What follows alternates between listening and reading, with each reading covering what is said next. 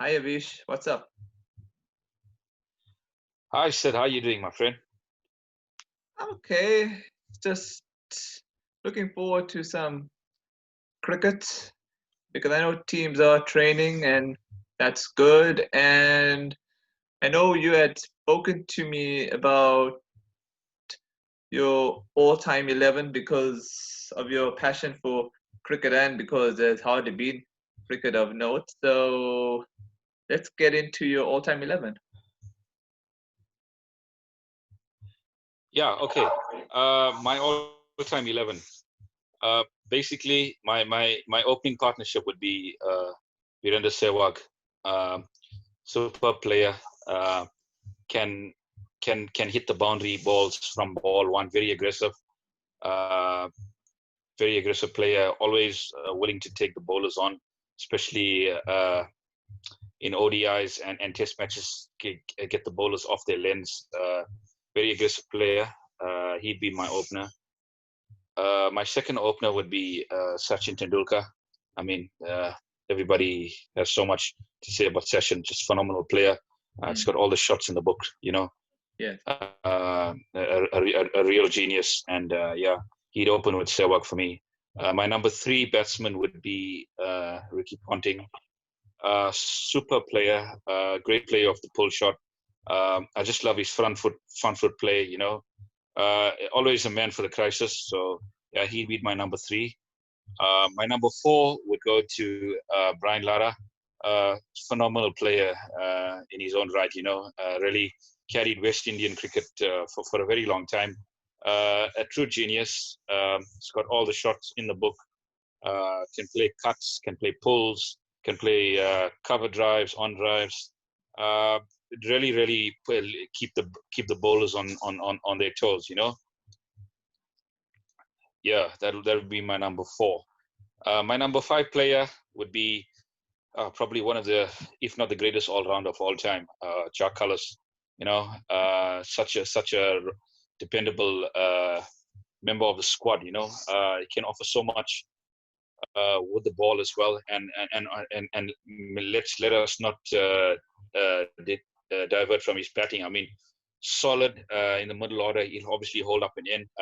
Very classy as well. Very classy player. It's got all the shots in the book. He'd probably hold up one end, and the aggressor would be on the other end. My number six is another player from the modern era, which I actually admire a lot and I enjoyed watching, was A.V. de Villiers. You call the modern day 360 player that can play all around the wicket, uh, on side, leg side, all over. It's got all the shots in the book, some of those modern day shots that you get, like the reverse sweeps and all. I mean, he can play those shots at will. Um, yeah, he can hit the boundaries at will, so he'd be a perfect foil at number six for me. At number seven is my wicketkeeper batsman, one of the greatest, if not the greatest wicketkeeper batsman of all time, Adam Gilchrist. Aggressive player with a bat, wicket keeping abilities, absolutely amazing as well. It's got all the shots in the book, and I feel if my team actually runs out of gas and needs to get on top of the opposition, Gilchrist is a perfect man to walk in at number seven and dish out those boundaries. Very very dangerous player on his day. Can take a game away from you in a session. Can take a game away from you in the first 10 overs. So he could basically bat at number seven in Test matches for me and basically open the innings in ODIs. So can play two roles in a team. Yeah, and then my number eight. We're going to the bowlers now. I've got, in my opinion, probably the greatest spin bowler of all time, Shane Warne. Superb on any wicket. Conditions never really affected him. I think he's a master of his craft and the way he sets fields and so forth. Always keeps the batsman on their toes. Very hard bowler to pick on his day. He can defend and he can attack. He can both. He can do both for a captain. So I think he's a captain's dream to have in a team. Uh, at number nine, I've got another genuine all-rounder in Wasim Akram. Probably the greatest left armer the world has ever seen. With his outswingers, he can in swing the ball as well. It's got a lot of variations, and he's got quite a lethal Yorker as well. So he'd be a perfect foil at number 9 for me. And he can open the bowling in my team as well. And he's got those big hits as well down the order. A quick 30, quick 40 with one of the top order players. Yeah, I can cause a lot of damage with the bat. At number 10, I've got a player. I've got a fast bowler that I really admire a lot. Coming through the ranks, and I watched him from his first game. Would be Dale Steyn. Very reliable member of the team. He's got a lovely in swinger. He's got that pace that would rush any opening batsman. Really make them uncomfortable. He's a superb tactician. He on the field. He knows exactly what fields he wants to set, and he bowls to those fields. Yeah, he's a perfect foil for this team. And to round off my team, I've got Mr. Reliable, one of the greatest fast bowlers of this modern era, Glenn McGrath. Not express pace, but absolutely accurate. Will definitely keep the batsman thinking whether to play, whether to leave. Get those LBWs quite a lot because he bowls in such good areas. He'll get the batsman nicking off as well. Conditions-wise, I think if the conditions are favorable, he could do a lot of damage on his day. Very reliable bowler, will dry the runs up, wouldn't let the batsman get away at all. That would be my starting 11. And as for my reserves, I've got Waqar Younis as my 12th man. Now Waqar was a superb opening bowler with Wasim Akram back in the day, and I feel if any of my bowlers break down or so forth, he'll be the perfect foil to come in and partner the attack with either McGrath or an Akram or even Steyn. It'd be wonderful to see these pacemen bowl in tandem. It'll be a wonderful thing to watch. So that's my team. What's yours? Okay.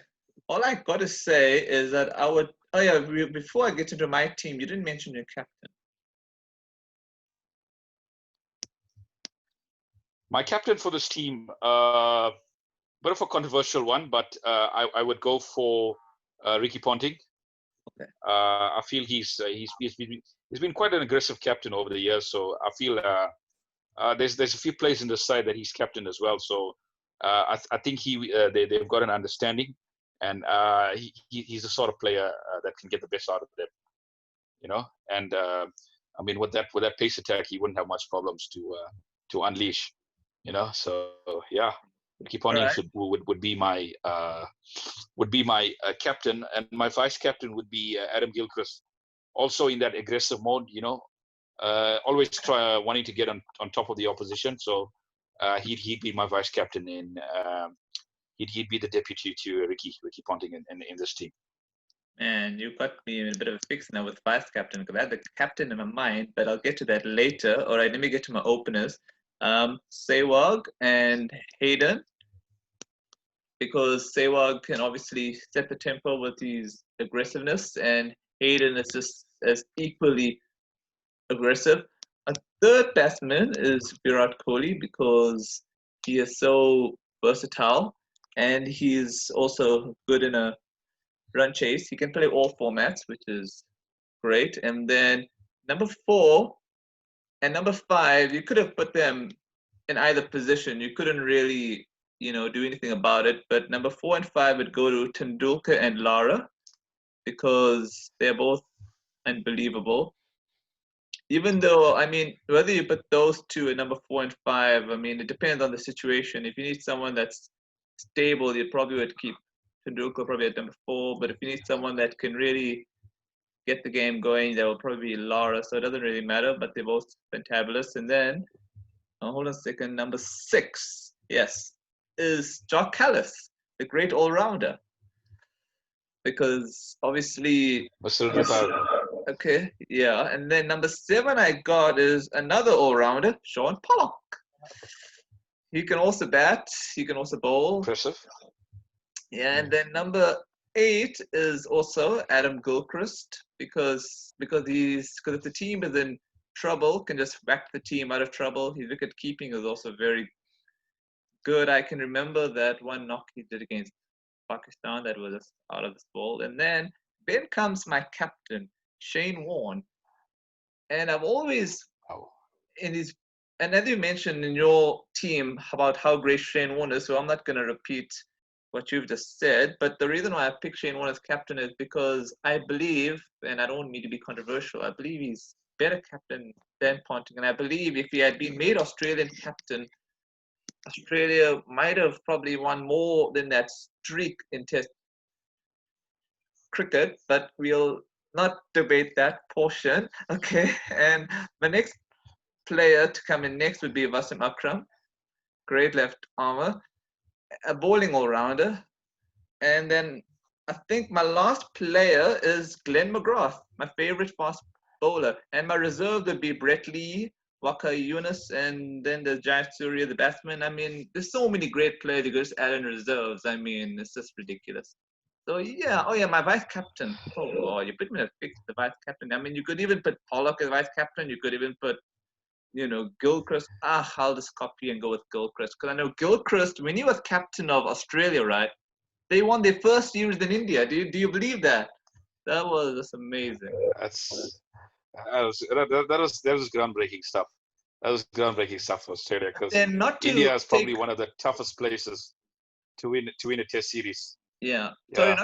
sorry to interrupt you, but when Australia had won in India, some of their best players in India weren't really there. So it's kind of hard to look at it in that perspective. But then in general, I've always been a fan of Gilchrist's captaincy. There's always been something about Gilchrist I just like. So that's just my team. I know we're very similar in our team, so you know, it is what it is.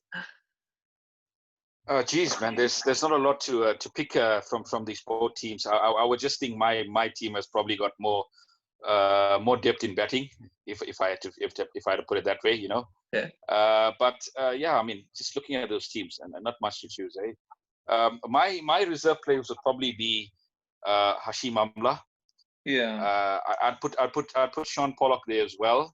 yeah. Uh, and I would go for Brendan McCullum, you know, as an aggressive player Yeah, you could put to Stokes, you come could in. put Butler. I mean, Yeah, and especially, yeah. yeah, my fourth player Mm, would be Chris Gale. I mean, you can't really leave Chris Gale out of the yeah. action for too long, you know. I Yeah, remember. it was a difficult choice between Sehwag and Gale, but I just felt that Chris Gale, he has his moments, you know. He's got all the Not shots, but consistent. sometimes Yeah. he just gives it away. He gives it away sometimes. So I'm not saying I wouldn't pick him, but I would pick him in certain condition, you know, and Yeah. in a certain match scenario, I would obviously pick him, you know. And then how many players do I have? I've got 4. I'd probably pick Murali as a reserve Yeah. spinner as well, you know. Yeah. Yeah, and Our yeah, reserves so are very similar. Our reserves are very similar, hey. yeah, and Yeah. I'm my just gonna sixth pop. player, Yeah. uh, my sixth player would be Joss Butler. Joss Butler, Honestly, because I like having that aggressiveness as a wicketkeeper batsman. So I just want to keep the opposition on their toes. So mm, if Gilly is not well, or if Gilly is injured, so I'd pop Butler in as well, just to keep that yeah. aggressiveness going. You know, yeah. I feel I've Okay. got enough stroke makers. I've got Yeah. enough stroke makers to actually, get the job done. But Yeah. I like these sort of aggressive plays because you in this sort of you're in an era now where run rates obviously have Mm, increased. You know, yeah. it's not like back in the day where those games were quite interesting as well. You had these 240, 250 chases, but uh, nowadays 250 is not really a score that you can be safe with as a captain. You know, Yeah. it's a sort of score that it's hard. It's I mean it's beyond belief now, but it's a sort of total that you gotta bowl out of your skins to defend, So if you're a coach now and you're coaching a team, I mean, and in an ODI format, the scores have got to be between 320, 350, to have a winning chance, And in test matches, yeah, I'd say anything over 450, you've got an advantage on the first innings. Yeah, it's sort of That like a also psychological. depends I on the always pitches. I always say 400. Yeah, I would say 450 really puts the opposition, in a predicament where they'll have to get out of their skins Yeah. in the first innings to get something out of that match. Yeah. So that's how I would judge teams in this modern era of cricket. Okay. So be something for the reserves you've added to your. You've put in 18 in total, isn't it, for your reserves? I mean, 18 in total for your whole team plus reserve. Yeah, That's I've 18 got people. an 18-man squad because Okay. I've got Waka Yunus Okay. as Okay, the fine. Let me 12th man, try and so see if he's going I to carry the can drinks. match up to you now for my reserves. Okay. And Lee in my head, I got Waka Yunus. I've got Jai Surya, because in case one of the openers was injured, you need an opener. And then Josh Butler. And then you got Stokes. So whoever I have remaining, whoever I put so far, that's Lee, Yunus, Jai Surya, Stokes, Butler. Now I got to have two more now. Two more. Oh, what the hell? I'll put Dale Steyn and Bumrah. Okay, fine, I'm done. Yeah. Ah, this is quite amazing. I mean, for a guy like Rohit Sharma not going to make this team, it's quite I it's know, quite it's amazing. crazy. I don't know how I didn't think of it. He's been superb. He's Yeah, been superb actually, in yeah, ODIs. I mean, I But could. I mean, I could uh, actually do that. You never know. A guy can change his mind, yeah, right? Oh yeah, I forgot. We've got one last a thing. guy can change I his forgot mind. last one. A I've got guy can one change last his thing mind. to ask you. But before I'll ask you, I'll just add in my coach, Gary Kirsten, because he inspired India to their World Cup at home, and that was special. Now, who will be your coach?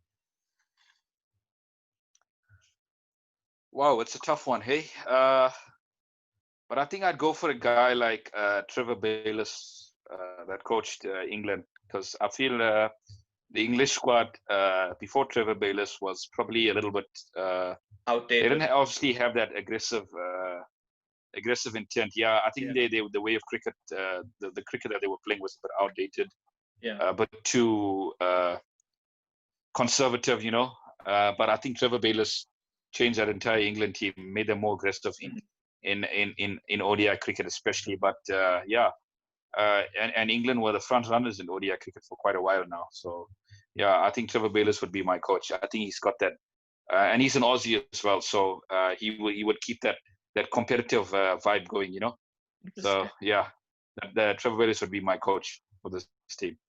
It's interesting because I thought you would have gone with Stephen Fleming because I know you were a fan of his. So yeah. Yeah, it's a tough one, eh?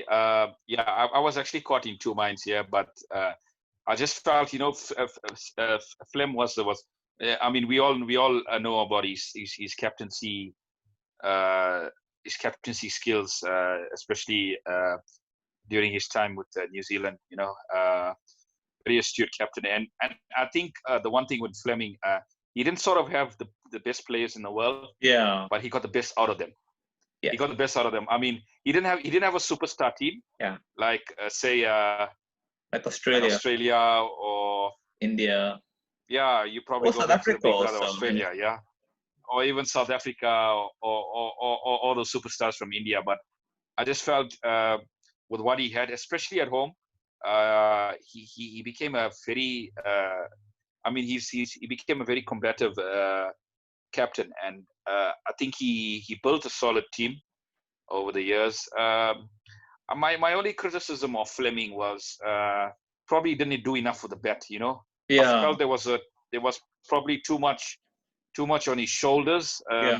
I think now with the Kiwi batsmen that you're getting nowadays, in terms of Kane Williamson and Ross Taylor, I feel they're not playing with that sort of burden that Fleming had over his career. Captaining a captaincy as well as opening the batting. Geez, it's not the easiest job in the world. Hey, not the easiest job in the world. Yeah. Yeah, I can only imagine that if he Definitely not had, the easiest job. yeah, I can imagine if he had a team like Australia or England or India or Australia. I mean, my God. Sorry, I meant to say South Africa. I think I might have Wow. repeated Australia twice. I mean, I think Fleming might have had a very good record as captain. He might have had an awesome record. But anyway, if wishes were horses, horses would ride. Yeah, I mean, So yeah, there's a lot of theories you can there's a lot of theories you can bring up. I mean, with Fleming, and I think especially a player like Shane Warne had a lot of respect for Fleming as the way he carried himself out as captain. You know, I mean, he took over the captaincy at such a young age as well. So yeah, I mean, he just grew into the job. I mean, you can see he was a natural leader. You know, I mean, there's a lot of good players out there in the world, but they're not really natural leaders. So mm. I think Stephen Fleming is a good model as to how you should captain a team. Yeah. And for the viewers that will watch this video, you're welcome to also leave your all-time 11. We will be fascinated to see what those picks would be and anything you'd like to add. Yeah, it's be very interesting to see what the viewers have. I'm sure there's going to be different opinions on who their world 11 is going to be like. Um, yeah, it'll be very, very interesting. And if you guys want us to talk about any other topics regarding cricket, just feel free to pop a message on the info box and let us know. All right. Thanks so much for your time, Avish. Thanks, Sid. Have a good one. Speak to you soon. Cheers.